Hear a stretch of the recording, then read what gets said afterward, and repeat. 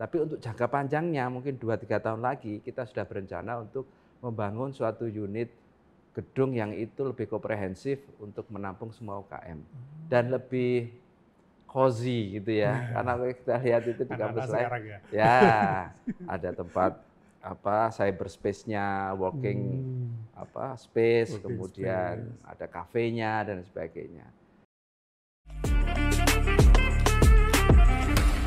Take it easy. Ya, tamu kita kali ini Pak Khalid. Beliau Wakil Rektor Bidang 3, Bidang Kemahasiswaan ISI Yogyakarta.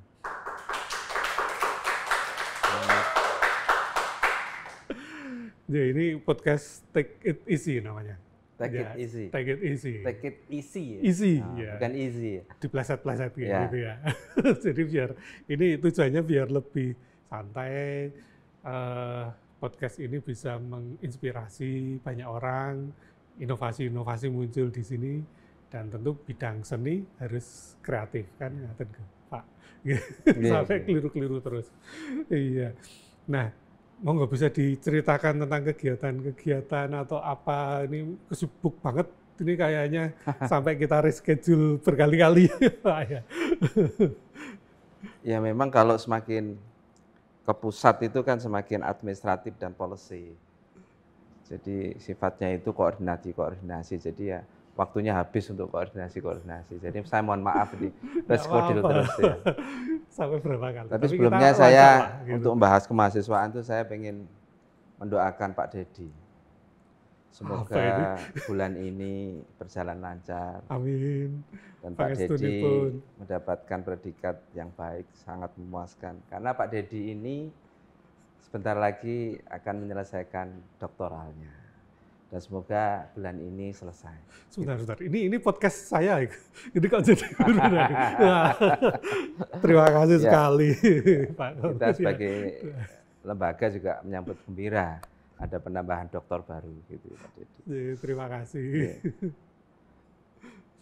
Jadi kami diamanati untuk membantu Pak Rektor di bidang kemahasiswaan dan alumni.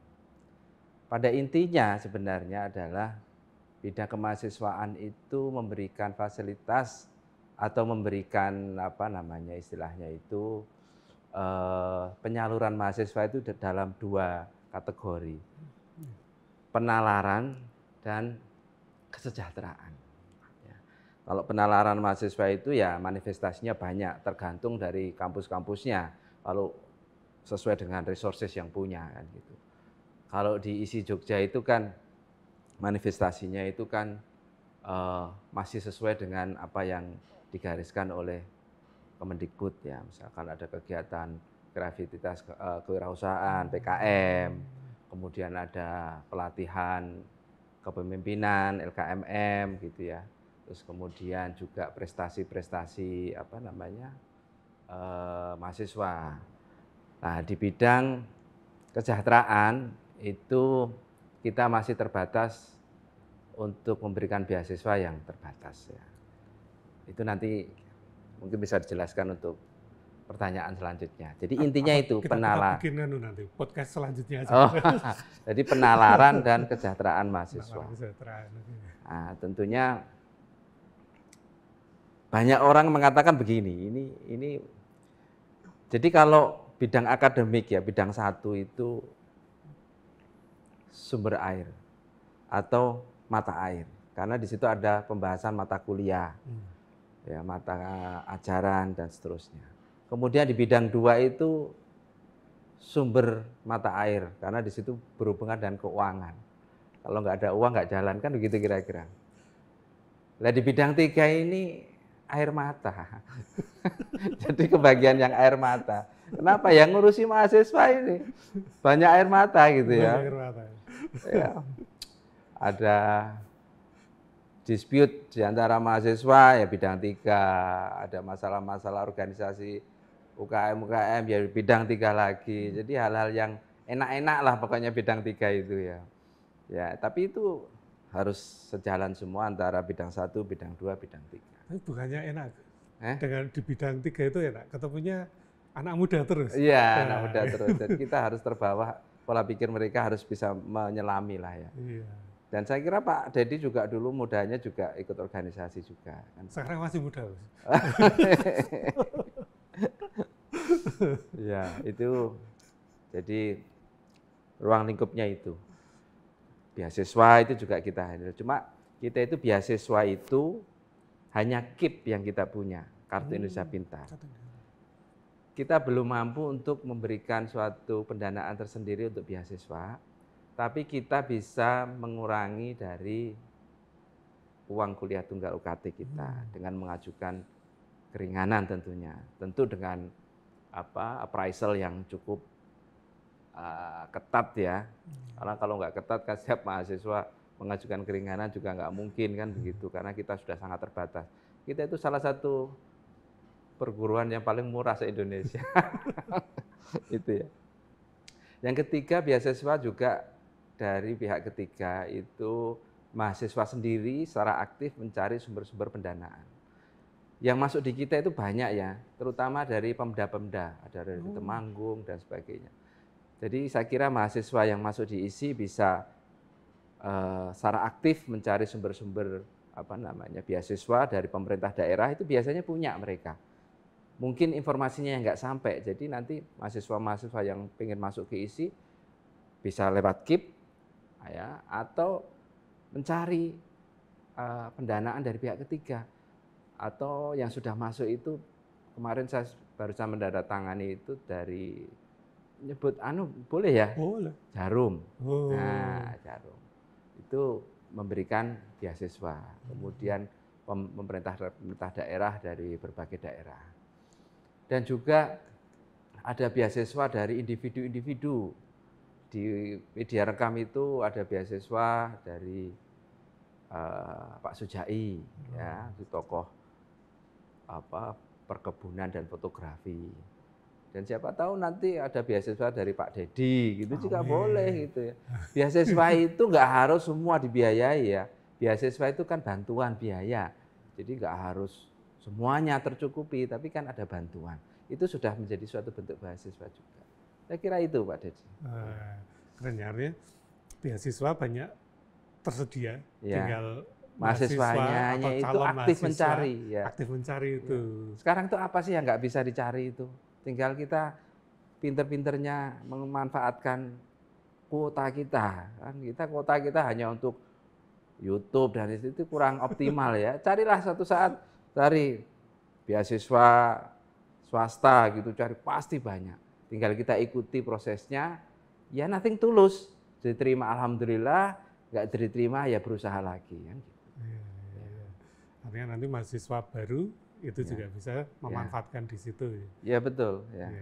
Dan nanti untuk kegiatan mahasiswa setelah masuk itu, mereka ada fasilitas dan sebagainya. Ya, di kita itu kan memfasilitasi, kita itu kan di bidang organisasi itu ada BEM, ada UKM-UKM. Yang definitif sampai sekarang itu kita punya 13 UKM. Banyak ya? Banyak. Nah ini ya sebentar lagi mau definitif itu panahan itu, jamparingan itu. Tapi prosesnya mungkin segera selesai. Nah ini nanti mahasiswa baru yang masuk ISI, kita itu lengkap ya. Ada basket, ada karate, kemudian ada bahasa Inggris, ada panahan itu ya, kalau hobi panahan gitu ya. Terus macam-macam ya. Nah, fasilitas kita juga ada student center, walaupun belum optimal. Karena keterbatasan tempat, kita masih ada tempat di lain, di Gedung Serbaguna itu ada tempat yang bisa digunakan untuk UKM, itu sementara. Tapi untuk jangka panjangnya, mungkin 2-3 tahun lagi, kita sudah berencana untuk membangun suatu unit gedung yang itu lebih komprehensif untuk menampung semua UKM. Dan lebih cozy gitu ya, karena kita lihat itu di kampus lain, ya ada tempat cyberspace-nya, working space, kemudian ada kafenya dan sebagainya. Tentu kemarin mungkin Pak Rektor atau kita sudah mengarah ke BLU. Kalau sudah mengarah ke BLU kan lebih bebas lagi untuk menentukan unit-unit itu. Kalau sekarang kan masih terbatas. Masih terbatas. Ya, itu ya. Artinya nanti misalnya ada tempat working space, co-working space atau apa istilahnya gitu ya. kayaknya keren, nanti jadi ada semacam creative hub di situ ya. Ya, harusnya begitu. Student center itu sebenarnya kalau kita ke Singapura, ke luar negeri, ke Jepang gitu, setiap tamu, setiap orang yang ingin melihat kampus itu sebenarnya dia mencari student center. Karena di situ wajah pertama yang akan dilihat sebenarnya. Ya, beberapa kali kita kunjungan ke sana itu kerasan gitu ya. Jadi kita masuk ke student center itu fasilitas sudah ada kafe, ada restonya, kemudian ada internet yang begitu cepat. Di Jepang itu speednya itu giga, bukan mega. Ya. Jadi sudah 2 gigabyte per detik gitu ya. Kalau kita kan masih langganan masih 100 megabyte per detik kan gitu. Dia sudah giga. Jadi kadang-kadang kita belum ngeklik sudah jalan sendiri. Udah jalan sendiri. Kira-kira begitu ya. Tapi itu harapan kita untuk ke depannya. Kita kan selalu ingin Betul. lebih baik, lebih baik. Ya, Betul. Ya. Artinya nanti fasilitas ya harapannya akan Ya, ditingkatkan lagi gitu ini. ya. Nah, artinya dengan fasilitas itu, Gus, Pak, Ya. itu nanti terus ini juga apa namanya prestasinya seperti apa ini Nah, gini. anak-anak ini sekarang? Saya itu juga berdecak kagum juga dengan mahasiswa kita ya. Ya. Di ISI ini sangat terbatas dengan fasilitas sebenarnya. UKM juga ruangannya terbatas dan sebagainya. Tapi prestasinya luar biasa. Kita itu nasional, internasional. Ya. Kalau kita rinci itu lebih dari 80 kemarin itu tahun 2023 saja lebih 80-an apa namanya kejuaraan kita menang, baik itu regional, nasional maupun internasional. Ya, yang terakhir itu juga kemarin karate juga internasional Magelang Championship